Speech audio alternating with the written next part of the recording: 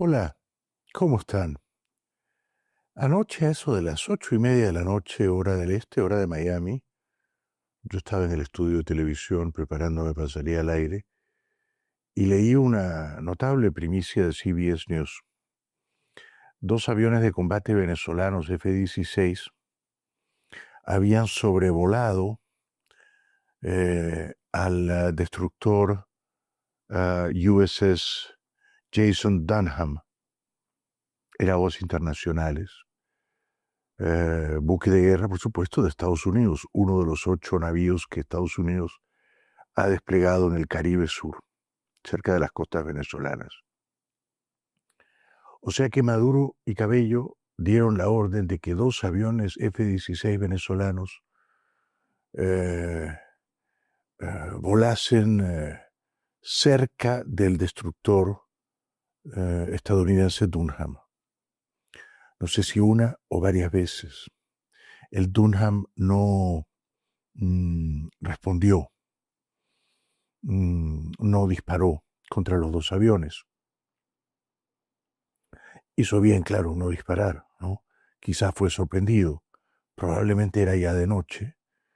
Lo cierto es que hoy la respuesta de Trump ha sido virulenta. Antes, el secretario de Defensa, Hegseth, había dicho que la orden de Maduro de despachar a 2 aviones F-16 a volar bajito cerca del destructor lanzamisiles Dunham había sido una maniobra altamente provocadora. Esto dijo Hegseth, una maniobra altamente provocadora. Hoy, hace minutos en la Casa Blanca, Trump dijo que si aviones de combate venezolanos vuelven a sobrevolar o a acercarse peligrosamente, dijo Trump, a los buques de guerra de Estados Unidos, él ha dado ya la orden de que esos aviones venezolanos sean derribados. No les vamos a permitir que se acerquen peligrosamente a nosotros, ha dicho Trump. De manera que esto es serio, ¿no? El conflicto continúa escalando. Ha sido una imprudencia, una temeridad de la dictadura venezolana despachar 2 aviones en vuelo rasante, tratando de meter miedo o tratando de exhibir fuerza eh, sobre uno de los 8 buques de guerra de Estados Unidos, y por eso Trump ha dicho hoy, he dado la orden de derribarlos si vuelven a hacer lo mismo. A Trump le preguntaron hoy en la Casa Blanca si él desea un cambio de régimen en Venezuela. Me hubiera gustado que respondiera sí, sí, yo quiero que se acabe la dictadura venezolana. No respondió eso. Fue evasivo, fue ambiguo y dijo, no, ahora no hablaremos de eso. Y también dijo, el año pasado tuvieron una elección bastante extraña. No fue extraña la elección, fue un fraude de toda la línea, ¿no? Trump, que se inventa fraudes cuando se trata de sí mismo, no fue suficientemente enfático en decir que Maduro perpetró un fraude colosal, descarado. No, dijo una elección bastante extraña.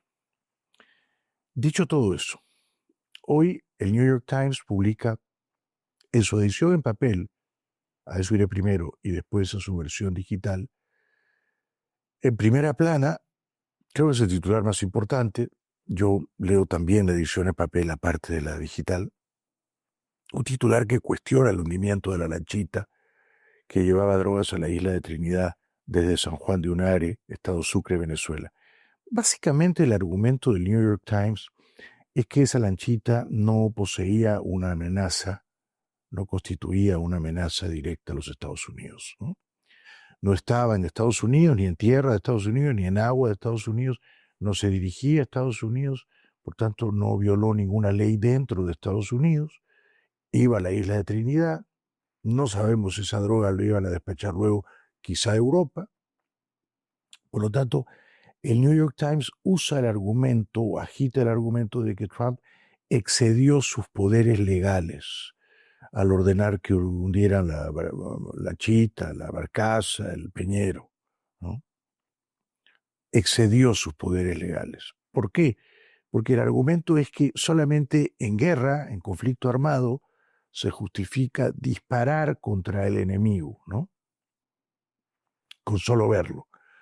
Y entonces el New York Times dice, no estamos en una guerra, en un conflicto armado con una lanchita cuatrimotor que sale de San Juan de Unare a la isla de Trinidad. Pero esa es la posición del New York Times. El Wall Street Journal aprobó y aplaudió el hundimiento de la lanchita. Y dijo que había que atacar con todo al cartel de los soles si es que la lanchita operaba, digamos, en beneficio del cartel de los soles, si es que la barcaza transportaba drogas del cartel de los soles, que es una hipótesis que no podemos descartar, ¿no? El Wall Street Journal entonces sí que aprueba el hundimiento, el New York Times lo desaprueba. El Wall Street Journal recoge el argumento esgrimido por Hegseth, según el cual el cartel de los soles, según Hegseth, es una organización terrorista, tan terrorista como Al-Qaeda. Y por lo tanto estamos en guerra con esa organización terrorista y por lo tanto como estamos en guerra con la dictadura narcoterrorista de Venezuela, sí se justifica hundir cualquier embarcación que esté transportando drogas, que salga desde Venezuela con distintos destinos, ¿no? De hecho, el Wall Street Journal dice que no podemos tratar a la dictadura venezolana con las reglas del marqués de Queensberry. Yo no sabía quién había sido el marqués de Queensberry, pero fue un enemigo de Oscar Wilde. Se llamó John Douglas y fue el creador de las reglas del boxeo moderno. En otras palabras, el Wall Street Journal dice nosotros no podemos combatir a Maduro con las reglas sofisticadas del boxeo moderno, ¿no? Así las cosas, mi impresión es que Trump todavía no ha tomado una decisión final sobre qué hacer con toda esa fuerza militar que ha amasado cerca de Venezuela. Voy entonces al artículo digital del New York Times de hoy, no en su edición impresa, que deplora el hundimiento de la lancha, que condena el bombardeo a la lancha, sino en la edición digital hay un artículo de Eric Schmidt, que básicamente dice dos cosas. La primera, un argumento que ya habíamos recogido aquí, que si bien el despliegue de fuerza militar cerca de Venezuela por parte de Estados Unidos es muy impresionante, sería insuficiente para una invasión militar terrestre a gran escala en Venezuela. Sería insuficiente. Schmidt dice eso y recoge opiniones de expertos que reiteran o ratifican eso, ¿no? Por tanto, Schmidt piensa, y yo estoy de acuerdo con él, que Trump no está pensando en invadir militarmente Venezuela. No lo va a hacer. Ni siquiera lo veo tan comprometido a Trump con un cambio de régimen, ¿no? No lo veo tan comprometido. Porque podría darle un ultimátum a Maduro y no lo ha hecho. Prefiere no hacerlo. Sin embargo, Schmidt dice que la opción que sí podría considerar Trump o que estaría considerando Trump es que unos comandos, unas tropas de élite, salgan desde los buques de guerra con destino a Venezuela con la misión específica de ese Schmidt, capturar o matar. La misión sería capturar o matar. ¿A quién o a quiénes? Maduro, Cabello, Padrino, ¿no? Capturar o matar. ¿Trump tomará esa decisión? Lo veo difícil, lo veo improbable, porque a Trump le gusta disparar contra una lanchita y hundirla, pasar el video y quedar como Napoleón. Pero ahí había cero riesgo de que la operación saliera mal. ¿Cómo podía salir mal? ¿No? Era una lanchita con 11 muchachos de San Juan de Unare, con unos bultos de droga rumbo a la isla de Trinidad. Evidentemente hundir a la lanchita era muy sencillo. Era una operación militarmente de kindergarten, no había riesgo. La lanchita no podía disparar, defenderse, nada. Ahora, dar la orden de entren a Caracas, vayan a Fuerte Tiuna, capturen a Maduro y si no se deja capturar, lo eliminan, lo dan de baja. Esa orden sí entrañaría ciertos riesgos y yo creo que Trump es bastante renuente a correr ese tipo de riesgos. Más todavía porque a él le gusta ir por el mundo diciendo yo he pacificado 7 guerras, yo he detenido 7 guerras. Entonces, a él no le gusta proyectar la imagen de alguien que comienza una guerra, sino de alguien que la termina, que negocia, que es mediador y que encuentra que las dos partes depongan las hostilidades y firmen un armisticio. Este es Trump. ¿Me dejo entender? Yo no descarto que eventualmente use a la fuerza militar, pero si la usara en Venezuela, claramente pienso que sería entrar y salir. Este es el verdadero Trump. Entrar, bombardear y salir, que no nos derriben a ningún avión, que no capturen a ningún soldado de Estados Unidos, que no tomen a nadie como rehén, que no maten a ningún soldado de Estados Unidos. Como para decir, fue una operación impecable, no perdimos tropas, están todos de regreso en los portaaviones y tal. Otra cosa que revela la crónica del New York Times es la ubicación exacta de los 8 buques de guerra. Tampoco es que están tan cerca de Venezuela, no están tan cerca.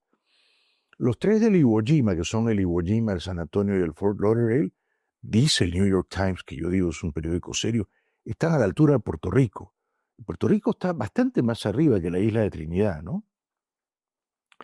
Y los otros, estos dos que están más cerquita, o sea, el Dunham y el Gravely, esos son los que, digamos, fueron provocados por los 2 aviones F-16 venezolanos. El Dunham. Esos están más cerca de Venezuela, no están en aguas territoriales venezolanas, pero están en el sur del Caribe. Y también por ahí andan dando vuelta los otros 2, ¿no es cierto? Que son el Lake Erie y el Minneapolis-St. Paul. Entre tanto, Marco Rubio pasa por Ecuador, por Guayaquil, se reúne con el presidente Noboa, fustiga a Naciones Unidas, dice que Naciones Unidas no tiene idea de nada, no sabe nada respecto de la naturaleza criminal de la dictadura venezolana y de sus implicancias con el tráfico de drogas, y dice una vez más que Maduro es un narcotraficante, por tanto es un terrorista, por tanto es un fugitivo de la justicia de Estados Unidos. Y como la justicia de Estados Unidos lo está persiguiendo y ha fijado una recompensa por su cabeza, sí se justificaría legalmente entrar a Venezuela a capturarlo o a darlo de baja. A diferencia del lanchón que fue hundido, ¿no? ¿Maduro posee o constituye o representa una amenaza a la seguridad nacional de Estados Unidos? La respuesta es sí. Entonces justifica ir a capturarlo. Esa lancha con drogas que iba a la isla de Trinidad, ¿era una amenaza a los Estados Unidos? Yo digo que no era una amenaza a los Estados Unidos, no era una amenaza a nadie, pero la hundieron, ¿no?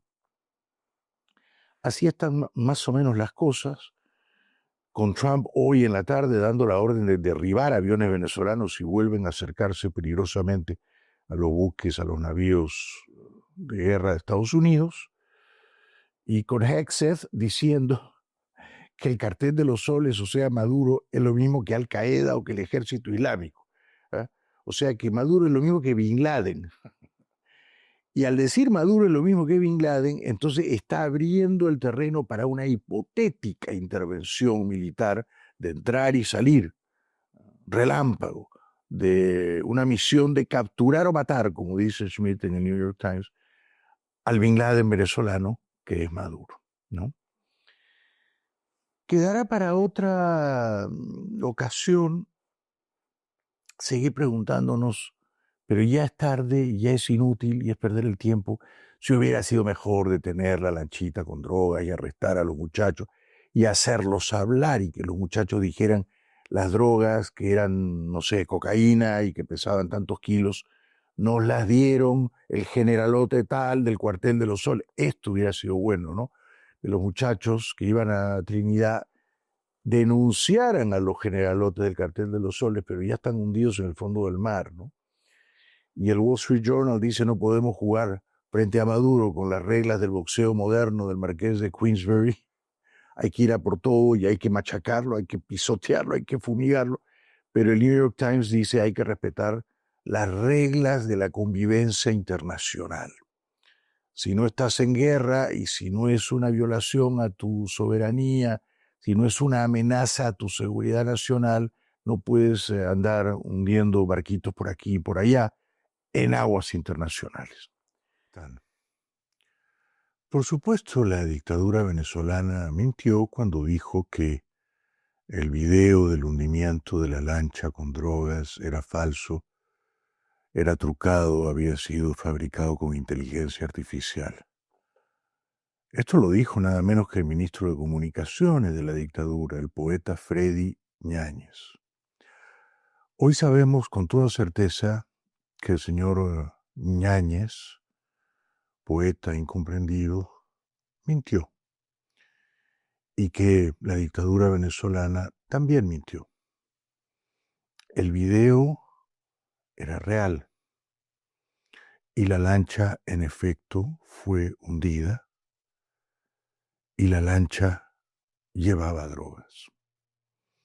¿Cómo sabemos esto? Porque los muertos, que como dijo el gobierno de Trump y como reiteró el señor Rubio, Marco Rubio, eran 11, dejaron familiares y esos familiares ahora están de luto y lloran la pérdida de sus seres queridos. Ahora sabemos que ese bote, que esa lancha de 4 motores, salió de una playita en la localidad de San Juan de Unare, bien en las costas orientales de Venezuela, en el estado Sucre. Zarpó de noche.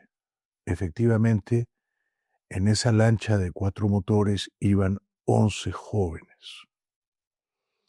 Uno de los jóvenes, de apellido Gómez, era el hijo del dueño de la lancha. El dueño de la lancha vigilaba o monitoreaba el avance de su embarcación por GPS. La lancha se dirigía a la isla de Trinidad. Era una travesía marítima bastante breve. Como la lancha tenía 4 motores, podía avanzar a una buena velocidad. En efecto, llevaban drogas. No se ha precisado qué tipo de drogas, pero se presume que cocaína. Aunque quizá no la versión tradicional de la cocaína, sino la cocaína rosada, que es una forma de éxtasis que se consume mucho aquí en Estados Unidos, en las fiestas y tal. Entonces, ¿el hundimiento fue real? Sí. ¿Había 11 jóvenes venezolanos en la lancha? Sí. ¿Llevaban drogas? Sí. ¿Eran, por tanto, narcotraficantes? Sí. ¿Eran terroristas? Yo digo que no. Yo digo que esos jóvenes que perdieron la vida tratando de vender drogas en la isla de Trinidad, bien miradas las cosas, sin dejarnos envenenar, eran víctimas de la dictadura venezolana, de Maduro, de Cabello, de Padrino. Y estaban transportando esas drogas ilegales a Trinidad, probablemente porque no tenían otra manera de ganarse la vida. Yo no sé si esos jóvenes, si el dueño del lanchón, trabajaban para el cartel de los soles. Tampoco sé si integraban el Tren de Aragua. La versión oficial de Trump y Marco Rubio es que los 11 muchachos eran criminales del Tren de Aragua. Puede que sí, puede que no. Si eran del Tren de Aragua, ¿eran terroristas? Yo digo que no. El Tren de Aragua no es una organización militar terrorista.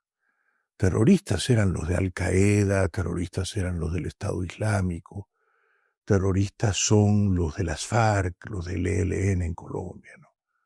Yo creo que los del Tren de Aragua son pandilleros, son delincuentes, son criminales.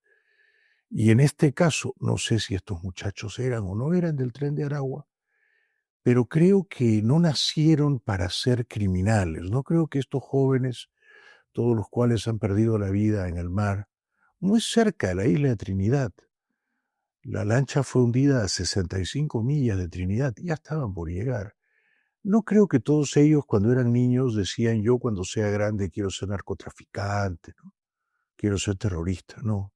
¿Por qué lo hacían? Porque eran víctimas de la dictadura de Maduro, Cabello y Padrino, porque seguramente no tenían un trabajo, no tenían una manera honrada, honorable de ganarse la vida, y entonces vendían drogas para obtener un dinero rápido y un dinero fácil que les permitiese sobrevivir.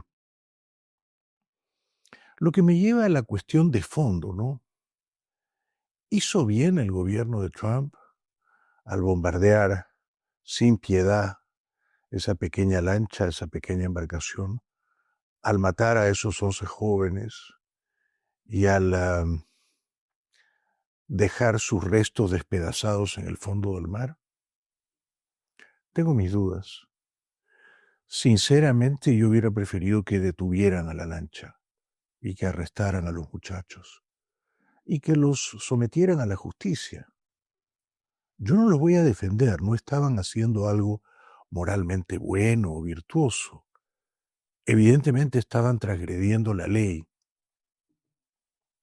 pero no estaban en Estados Unidos, no estaban en aguas territoriales de Estados Unidos, no estaban vendiendo drogas en Estados Unidos, estaban transportando drogas en aguas internacionales de un punto de Venezuela, San Juan de Unare, a un punto de la isla de Trinidad. Esto quiere decir que el gobierno de Trump tiene derecho, desde el punto de vista de la legalidad, de la legitimidad internacionales, para hundir a todos los vendedores de drogas que traten de recorrer la distancia marítima entre las costas muy orientales de Venezuela y la isla de Trinidad. O sea, tiene derecho Estados Unidos de matar a todos los narcos que recorran esa distancia. La droga iba a llegar a Trinidad, no a Estados Unidos, a Trinidad. Quizá después de Trinidad iba a ser despachada a Puerto Rico, no sé.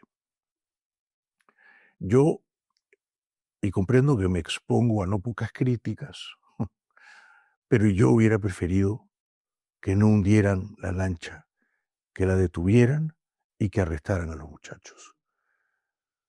Ahora, la población costera de San Juan de Unare está de luto, por supuesto. Lo que me lleva a otra cuestión. Si Estados Unidos mantiene esa formidable presencia militar cerca de las costas de Venezuela, y cada tanto hunde un botecito, un lanchón que sale con drogas, incluso si no va dirigido a Estados Unidos, si va dirigido a otros lugares, hunden todas las embarcaciones, los botes, las lanchas que salen con drogas. Eso significa que ya no llegarán drogas de América del Sur y de Centroamérica a Estados Unidos. Sería un grave error pensar eso. ¿Por qué? Porque el New York Times ha demostrado que el 74% de las drogas que llegan de América Latina a Estados Unidos no llegan por ahí, por el Caribe, llegan por el Pacífico, por el corredor del Pacífico. ¿Cuál es el corredor del Pacífico? Colombia, Ecuador, Perú. Colombia, Ecuador, Perú. Desde ahí sale la droga que llega a Estados Unidos principalmente, mayoritariamente. Y por supuesto luego desde las costas mexicanas que dan al Pacífico. Entonces las drogas vienen por el otro lado, vienen por el Pacífico, 74%. Y eso no se está interceptando, ni se está bombardeando, ni se está neutralizando. Salvo, supongo, el trabajo regular de la Guardia Costera de Estados Unidos. que no bombardea barquitos sospechosos porque antes los detiene, que es como creo hay que proceder. Entonces, solo el 24% de la droga que llega a Estados Unidos por el Caribe ¿eh? es la que podría detener o neutralizar, si acaso, este bloqueo naval de Estados Unidos. Entiéndase que desde Venezuela no sale fentanilo, solo sale cocaína, quizá también cocaína rosada, éxtasis. Y entiéndase, por tanto, que no es desde Venezuela de donde sale la mayor parte de la droga que llega a Estados Unidos. Es desde Colombia, desde Ecuador, desde Perú y desde México. O sea, por el Pacífico viene la droga por el otro lado, ¿no? Luego, el Wall Street Journal, que es un periódico de derechas, ha dicho que Trump hizo muy bien en hundir el lanchón, el bote con drogas, porque le envía un mensaje poderoso a la dictadura de Maduro. Visto desde ese lado, sí. A mí me dan pena los 11 muchachos que perdieron la vida, la verdad, ¿no? Pero es verdad que al disparar y hundir esa embarcación, le están diciendo a Maduro, vamos en serio, no estamos jugando, no nos provoque, ¿no? Finalmente, quiero decir que las declaraciones de Diosdado Cabello contra María Corina Machado han sido horribles, ¿no? Cabello ha amenazado con torturar y matar a María Corina, literalmente, y por televisión. Ha dicho, si ustedes nos aprietan, nosotros la vamos a apretar a ella. A apretar. Joder. Qué peligro la interpretación de ese verbo, ¿no? ¿Qué entenderá el torturador, el asesino de Diosdado Cabello, por apretar a María Corina? Claramente torturarla, ¿no? Y que no crea ella, que no sea tan tonta de pensar que si Estados Unidos nos aprieta, dice Cabello, nosotros la vamos a dejar tan sanita. Ah, no la van a dejar sanita y la van a apretar. Estos son los verdaderos criminales en Venezuela. No tanto los 11 muchachos que perdieron la vida cerquita de las costas de Trinidad. No tanto ellos. Ellos son las víctimas. Los verdaderos criminales, los verdaderos delincuentes, son Cabello, Maduro, Padrino López, los hermanos Rodríguez y 15, 20 o 30 más, ¿no? A estos sí habría que eh, atacarlos sin mayores dilaciones, ¿no? Pero idealmente habría que capturarlos. Alguna gente piensa, no, mejor hay que eliminarlos, hay que darlos de baja. Yo digo, no.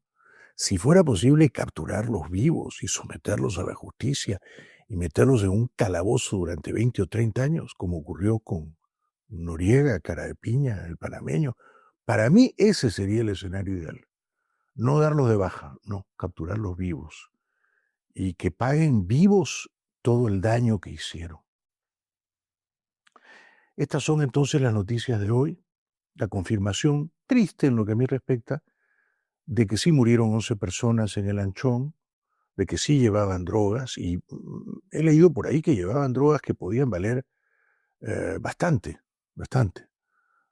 Algo así como $80 millones, que a mí me parece una fortuna. O sea, si llevaban $80 millones en ese lanchón, que es lo que le iban a pagar, supongo, al jefe de esta banda de la lancha rápida cuatrimotor en Trinidad, no creo que toda esa plata era para los muchachos y para el dueño de la lancha, no creo. Supongo que esa plata la tenían que repartir entre quienes les habían dado la droga, ¿no? Ahí quizá estaban los jefes del cartel de los soles o los subjefes, no sé, ¿no? Pero si esa droga valía $80 millones, no creo que ese botín se lo iban a repartir los pobres 11 desdichados jovencitos venezolanos de San Juan de Unare que perdieron la vida. Y yo no me alegro. La verdad es que yo no me alegro. Yo no creo que eran terroristas, eran narcotraficantes seguramente porque eran víctimas de la miseria, de la abyección, de la falta de futuro que se viven en Venezuela. Y por eso supongo que sus familiares estarán de luto, ¿no? Las mamás de estos chicos, las esposas de estos chicos, ¿no? Hay que ver el drama humano desde ese lado también y por eso pienso que hubiera sido mejor detener a la embarcación, confiscarle el cargamento de drogas y castigar legalmente a los jovencitos. Por último, quería hacer un apunte. El dictador ruso Putin tiene 72 años, el dictador chino Xi tiene 72 años, la misma edad. Trump es bastante mayor, Trump tiene 79. El dictador chino y el dictador ruso están obsesionados con llegar a los 100 años. ¿Llegarán? Quizá. Si llegan a los 100 años, van a gobernar 3 décadas más. O sea, estamos jodidos. Seguimos.